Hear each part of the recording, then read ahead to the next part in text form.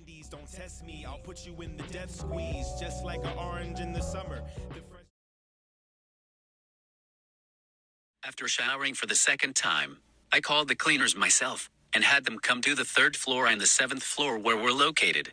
For the next few days, everyone is getting their affairs in order before heading to Arizona. Eric is taking Mustafa and Joe to DC in the morning to get them tested. If they pass, when we're in Arizona on assignment, we will be doing as much training as possible.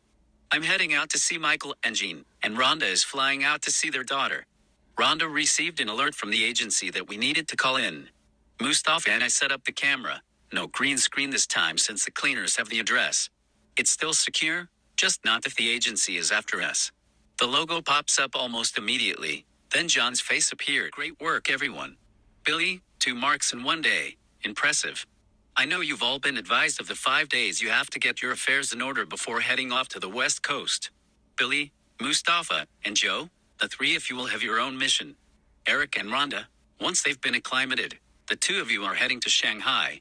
As soon as he finished giving orders, the screen went dark. Welp, I guess that's the end, Eric said, laughing. Billy, wheels up at 8 a.m., Rhonda mentioned on her way to her apartment. We all went our own way, except Mustafa and I had felt a little awkward because of our run-in earlier. I went straight to my room, closing the door behind me. I changed my clothes and crawled right into bed. It didn't take me long to drift off into sleep after the events of the day. The next morning, I got up early to get my things together for the flight. I walked into the living room to leave and meet Eric and Rhonda. Mustafa was still asleep, and very peaceful looking, so I did everything I could, not to make any noise. Eric is dropping us off at the airport, since we're not coming back here when we're done with our days off. We checked in our sidearms and ammo, and had to wait a little over an hour for clearance, almost forcing us to miss our flight. Rushing to get there before they closed the entrance, it felt like it took forever for us to make it. By the time they seated us, I was winded and sweating up a storm. There wasn't much said between Rhonda and I. She laid her head back for a nap, while I pulled out a book from my carry-on to keep myself entertained and calm. I'm overly excited and need to contain myself until I get to touch my son's face again. I didn't contact Jean to let her know I was on my way. I wanted it to be a surprise to the both of them. Rhonda and I parted ways once we were out of LAX. Her taxi went in one direction, and mine the other. 45 minutes into my ride, we reached the base of Jean's driveway. The driver took his time going up her 5-mile driveway. By the time we got to the front entrance, my heart was pounding out of my chest. I took the spare key from under the flower pot and made my way into the house. Dropping my things at the door, I headed straight for the kitchen because I can hear voices and smell food being cooked. I'm going to assume this is a late morning for them since it's 10 a.m. I entered the kitchen from the family room and Michael noticed me right away. He came running, yelling out how much he's missed me. After eating with them and playing catch and tag with Michael, I asked him to give me a moment to talk to Aunt Jean. He went out back with Buster, the pit bull. I have to tell you something in confidence. I hope you don't get upset because I've been hiding this from you since I was 25. I worked for the CIA. Well, I reinstated after this fiasco with my recent employer. Jean seemed overly excited, until I told her that the part of the organization I'm in is more black ops. I told her the truth about almost everything. I didn't tell her about my marks, but I did tell her that I get them, and these assassinations are governed by the CIA. That people are targeted based on how severe they can damage us, as a country. Jean gasped and wanted to know how I got intertwined with them in this fashion. When I explained about how I was recruited after Michael's father was murdered, she asked if I needed her to keep Michael. That's when I explained about the invitation we received to be out in Arizona by the end of this week.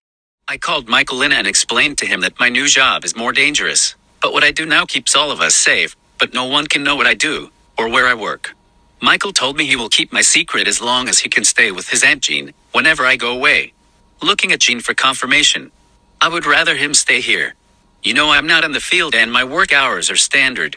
While he's in school, I'll be at the office and will finish my work when we get home.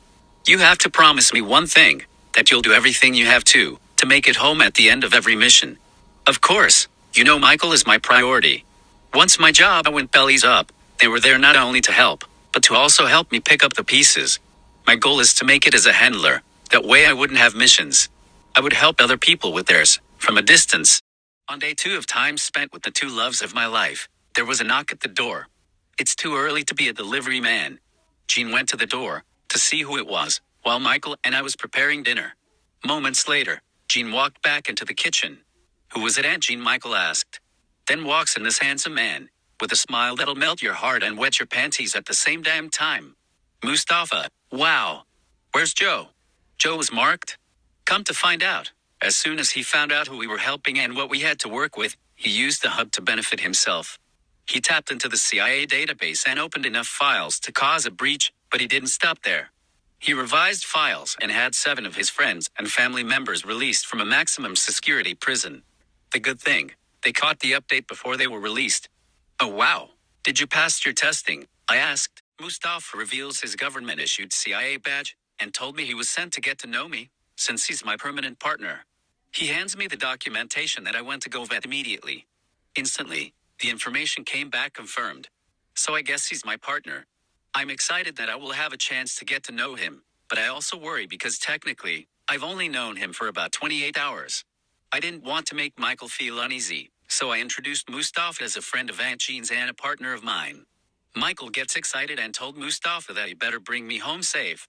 Mustafa kept a straight face and Pinky swore that he would do everything in his power to protect me. Michael gave him a hug and then sat back in his seat for dinner. "Good thing I made enough food to feed a small army," I said, smiling at Mustafa. Our night went on. After dinner we all played games with Michael and watched a little television before sending Michael off to bed. Jean for some reason started yawning but smiling. It didn't matter to her that I was shaking my head. No, so she wouldn't leave me, but that fell on blind eyes. I sat on one side of the sofa and Mustafa on the other. He started asking questions about me. Then the next thing I noticed, it was 5 in the morning. "Oh my gosh, the time just flew by. I'm so sorry for keeping you up," Mustafa apologized. "No need to apologize. Come in the kitchen and help me with breakfast." "Girl, you don't want none of this. I'm like Chef Ramsay in the kitchen," Mustafa said, showing off. "I'm so glad you shared that," I replied with a smile. Mustafa guides me to the kitchen table and told me to watch a master at work. While he was cooking, we continued our talk, but this time I was asking all of the questions. I started to feel a little more comfortable with him, but not enough to let my guard down. Michael and Jean joined us for breakfast, and everything was great in my world. I'm with my son, my best friend, and new friend and partner. We sat and ate, holding a conversation between bites and, out of nowhere, something went really wrong. There was a huge crash, then an explosion. My phone and Mustafa's phone went off. I looked to see what was going on. "The country is under attack. We have to get to the nearest office for assignment." "Jean, is your father's bunker still up and running?" "Of course. I just got an alert to go somewhere safe, or go into the office and they will take Michael and I to a military base." "Do you trust it?" "Hell no. My father taught us a lot as kids, and the one thing he always said was what?" Jean asked, while she was filling up a basket of snacks. "The government will kill you and tell the world you did it," I replied, packing up the toys Michael was playing with. Jean explained that they have enough food, snacks, water, and juice down there, along with tons of movies, video games, books, electrical power, and board games to keep them occupied for 10 years. The things she was packing up in the house was snacks she didn't want to go bad. Michael has enough toys to keep him from thinking about what's going on outside of this bunker. I gave them kisses and told them as soon as I find out my mission that I will contact them to keep them abreast of what's going on, and my expected time to come back.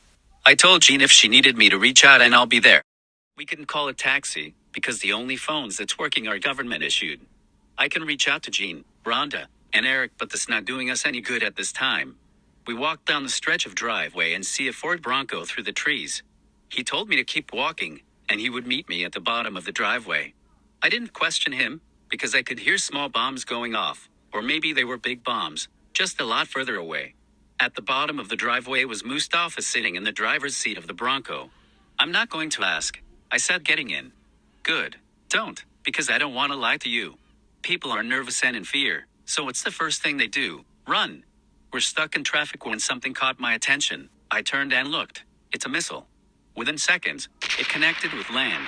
All we felt was the aftermath of the explosion, but it still did significant damage.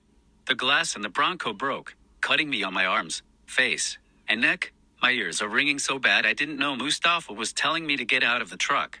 Bleeding, no hearing, and a little over 100 miles from where we have to be.